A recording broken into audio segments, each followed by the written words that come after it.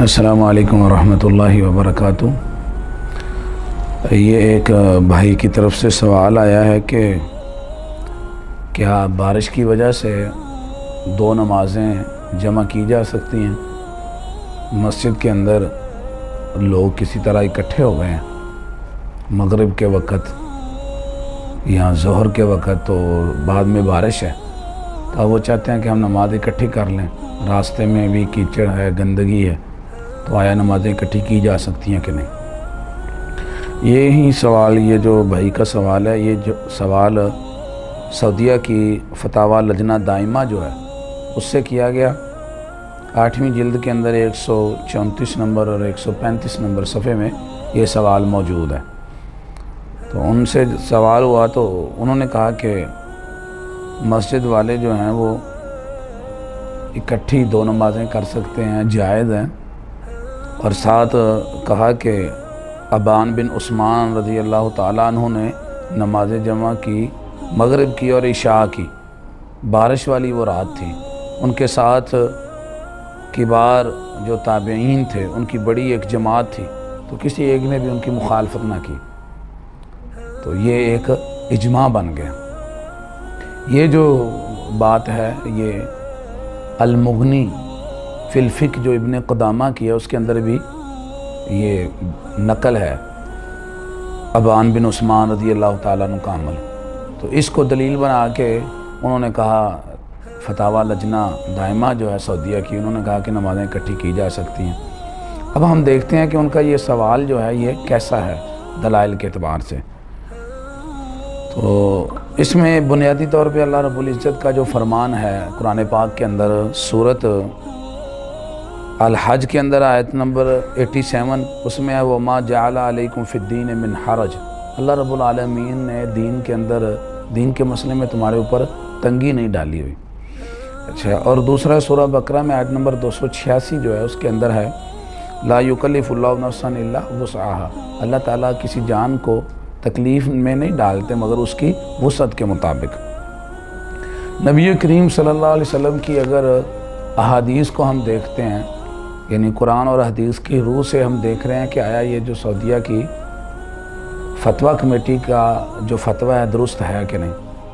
تو حدیث کے اندر صحیح بخاری شریف میں روایت موجود ہے 543 نمبر، اس میں عبداللہ بن عباس رضی اللہ تعالیٰ عنہ کہتے ہیں کہ نبی کریم صلی اللہ علیہ وسلم نے مدینہ کے اندر رہ کر 7 نمازیں اکٹھی کی اور 8 نمازیں اکٹھی کی، ظہر اور عصر کی جو ہے وہ نماز اکٹھی کی تو یہ بن گئی 8 رکعتیں، اور مغرب اور عشاء کی جو ہے نا رسول اللہ صلی اللہ علیہ وسلم نے نماز اکٹھی کی تو یہ بن گئی 7 رکعتیں۔ یہ صحیح بخاری شریف کے اندر 543 نمبر پہ روایت موجود ہے۔ صحیح، اب یہ مسئلہ جو ہے نا اس کو ہم نے سمجھنا ہے۔ ایک چیز ہے ظاہری نبی کریم صلی اللہ علیہ وسلم کے الفاظ، اور ایک ہے حدیث کے اندر اشارہ۔ حدیث کے اندر جو ظاہر لفظ ہیں وہ ظاہری لفظ یہ ہیں کہ رسول اللہ صلی اللہ علیہ وسلم نے فرمایا اللہ صلو، جب جس وقت بارش ہوتی تھی یا سردی ہوتی تھی تو یہ صحیح بخاری شریف میں 6666 نمبر پہ موجود ہے، نبی کریم صلی اللہ علیہ وسلم مؤذن کو حکم دیتے تھے سردی والی اور بارش والی رات کے اندر الا صلو فی الرحال، کہ تم یہ اعلان کر دو کہ لوگ اپنے اپنے جگہ جہاں پر وہ ہیں وہیں اپنے گھروں میں، اپنے جو ہے نا پڑاؤ ڈالنے والی جگہ کے اندر، اپنے خیموں میں وہاں نماز پڑھیں بارش کے وقت اور سخت سردی کے وقت۔ یہ صحیح بخاری شریف میں 666 نمبر پہ روایت موجود ہے۔ یہ ہے واضح صریح حکم نبی کریم صلی اللہ علیہ وسلم کا رخصت دینے کے لیے۔ اب ایک روایت ہے صحیح مسلم میں جس سے اشارے سے یہ بات نکلتی ہے کہ بارش کی وجہ سے نماز جمع کی جا سکتی ہے، وہ ہے عبداللہ بن عباس رضی اللہ تعالیٰ عنہ، اس حدیث کے راوی ہیں۔ صحیح مسلم شریف میں 705 نمبر جو اس کا عربی ہے انٹرنیشنل نمبرنگ، اس کے اندر ہے، کہتے ہیں کہ نبی کریم صلی اللہ علیہ وسلم نے نمازیں جمع کی، اس میں 7 رکعتیں رسول اللہ صلی اللہ علیہ وسلم نے جو ہے نا وہ پڑھی مغرب اور عشاء کی نماز، اور 8 پڑھی اس میں وہ ظہر اور عصر تھی۔ تو عبداللہ بن عباس رضی اللہ تعالیٰ عنہ سے یہ سوال ہوا لما فعل ذالک، رسول اللہ صلی اللہ علیہ وسلم نے یہ کیوں کیا؟ اچھا، اس کے اندر یہ لفظ ہیں من غیر خوف ولا مطر، نبی کریم صلی اللہ علیہ وسلم نے بغیر خوف کے، بغیر مطر کے، مدینے میں رہتے ہوئے، جیسے میں پہلے سے ہی بخاری شریف کا نمبر 543 میں نے بتایا، بغیر سفر کے رسول اللہ صلی اللہ علیہ وسلم نے یہ نمازیں جمع کی، خوف بھی نہیں ہے، بارش بھی نہیں تھی۔ تو پوچھنے والے نے کہا عبداللہ بن عباس رضی اللہ تعالیٰ عنہ سے، آپ بتائیے پھر آپ نے ایسا کیوں کیا؟ تو وہ فرمانے لگے نبی کریم صلی اللہ علیہ وسلم نے یہ اس لیے کیا کہ لا یحرج امتہ، تاکہ اپنی امت کو حرج اور تکلیف میں نہ ڈالیں۔